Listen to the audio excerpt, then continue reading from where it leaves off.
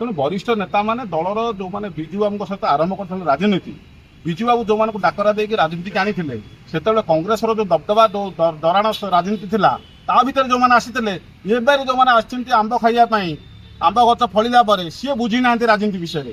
ସେତେବେଳେ କୋଉ ଭଳିଆ ଅତ୍ୟାଚାର ହେଇଥିଲା, କୋଉ ଭଳିଆ ବିପ୍ଳବ କରାଯାଇଥିଲା, କୋଉ ଭଳିଆ ସଂଗ୍ରାମ କରାଯାଇଥିଲା, କେତେ ଭଳିଆ ଡରରେ ଆସିଥିଲେ ଯେଉଁ ଦଳକୁ ଯେଉଁ ଲୋକମାନେ, ସେ ବିଷୟରେ ଏବେକାର ଲୋକମାନେ କିଛି ବୁଝନ୍ତିନି।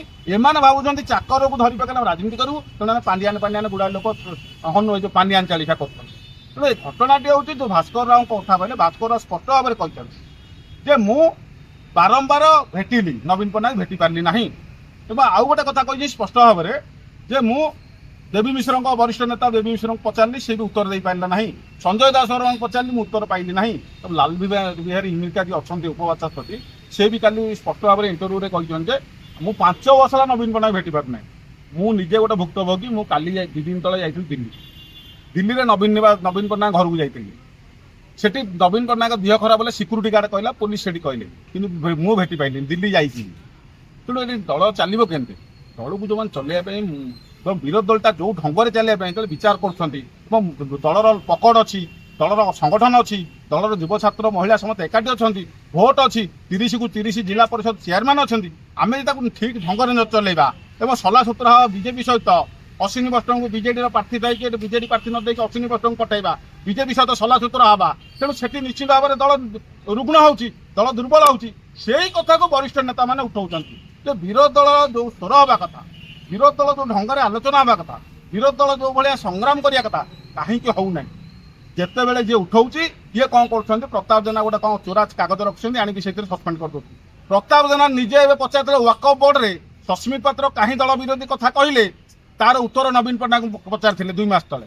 ତା ଉତ୍ତର ନବୀନ ପଟ୍ଟନାୟକ ତାଙ୍କୁ ଦେଲେଣି। ତେବେ କାଗଜ କୋଉଠୁ ପାଉଛନ୍ତି? ତାଙ୍କ ନିଜ ନାଁରେ 45 ଲକ୍ଷର ଫ୍ରଡ୍ କେସ୍ ଆସିଥିଲା କଟକ ଚାଣ୍ଡିମନ୍ଦିର କ୍ୟାଣ୍ଟନମେଣ୍ଟ ଥାନାରେ। ନବୀନ ବାବୁ ତାର ଉତ୍ତର ଦେଲେଣି। ତା ଉତ୍ତର ନେବେ, ଇଏ ଯାହାକୁ ପାଉଛନ୍ତି ସସ୍ପେଣ୍ଡ କରି। ସସ୍ପେଣ୍ଡ ହେଲେ ଦଳ ଦୁର୍ବଳ ହେଉଛି।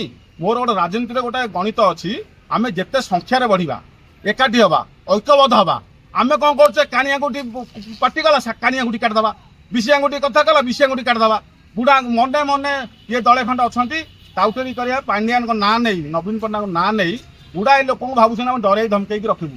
ପ୍ରଫୁଲ୍ଲ ମଲ୍ଲିକ ଗୋଟେ ସରଳ ଲୋକଟେ, ନିରୀହ ଲୋକଟେ, ସେ ରାଜନୀତି ଭିତରେ ଥିଲେ। ମୂଷା ମଲ୍ଲିକଙ୍କ ପୁଅ ସ୍ୱତନ୍ତ୍ର ସଂଗ୍ରାମୀ କାମାକ୍ଷାନଗର, କାହିଁକି ଏମିତି ଯେଉଁ କହିଲେ ସସ୍ପେଣ୍ଡ କରିଦେଲେ। ରାଜା ସହିତ ପାଣ୍ଡିଆନ ଓ ସୁଜାତା କାର୍ତ୍ତିକନ କାନି ଭିଡ଼ି ଦେଲେ ସମ୍ ହସ୍ପିଟାଲ ପାଖରେ, ତାଙ୍କୁ କାହିଁ ସସ୍ପେଣ୍ଡ କରିପାରୁନାହାନ୍ତି? ଦେବାଶିଷ ସାନ୍ତରା ତ କହିଲେ, ପ୍ରଶ୍ନ ଉଠାଇଲେ ଦଳ ବିଷୟରେ, ଏଠି ଆଉ କାଟି ପାଉନି। ତେଣୁକରି ସେ କାଗଜ ଗୁଡ଼ା ନିଜକୁ ନିଜ ଲେଖି ପକାଉଛନ୍ତି। ତାଙ୍କର ଗୋଟେ ପ୍ରଶ୍ନ ସେ ପଚାରିଥିଲେ ଯେ ଦଳର ଠିକ୍ ଢଙ୍ଗରେ ଚାଲୁନାହିଁ ୱାକଫ୍ ବୋର୍ଡ ଇସ୍ୟୁରେ, ସିଏ କିଏ ଯଦି ପଚାରିଲେ, ସିଏ ଏପର୍ଯ୍ୟନ୍ତ ଦଳ ବିରୋଧୀ କାମ କଲେ ନା ନାହିଁ?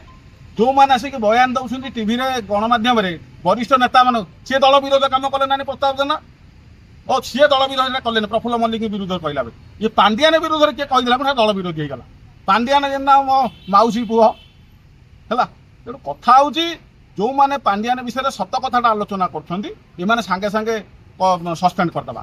ସିଏ କିନ୍ତୁ ବରିଷ୍ଠ ଲୋକଙ୍କ ନେତାଙ୍କ ବିରୁଦ୍ଧରେ ଆଲୋଚନା କରିପାରିବେ। ସେଠି ଆପଣ ଅମର ଶତପଥୀଙ୍କ ବିରୁଦ୍ଧରେ କହିଲେ, ଅମର ଶତପଥୀ ସେ ନିଜେ ଜାଣିଛନ୍ତି ଅମର ଶତପଥୀ ଦଳର କ'ଣ କାମ କରିଥିଲେ, ଦଳ ଗଠନ ବେଳେ କ'ଣ କରିଥିଲେ, ସେ କ'ଣ ଜାଣିନାହାନ୍ତି?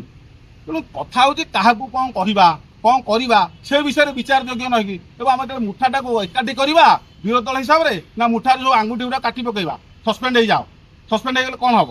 ଦରମା ବନ୍ଦ ହେଇଯିବ, ତାଙ୍କ ଘରେ ଚୁଲି ଚାଳ ରୋଷେଇ ବନ୍ଦ ହେଇଯିବ। ଇଏ ଗୋଟେ ଭୟ କରାଇବାର ଯୋଜନା ହେଉଛି। ନେପାଳରେ ଯେଉଁ ଅବସ୍ଥା ଆସିଛି, ବହୁତ ଦିନର ବିଦ୍ରୋହର ଯେଉଁ ପରିଣାମ ହେଲା, ନେପାଳରେ ବିଜେଡି ଭିତରେ ଯେଉଁ ପାଣ୍ଡିଆନ ନାଟକ ଚାଲିଛି, ଇଏ ବିଦ୍ରୋହର କେତେବେଳେ କ'ଣ ପରିରୂପ ପ୍ରକାଶ ହେବ ତାର ସମୟ କହିବ। ଆପରେ ଆଉ କିଏ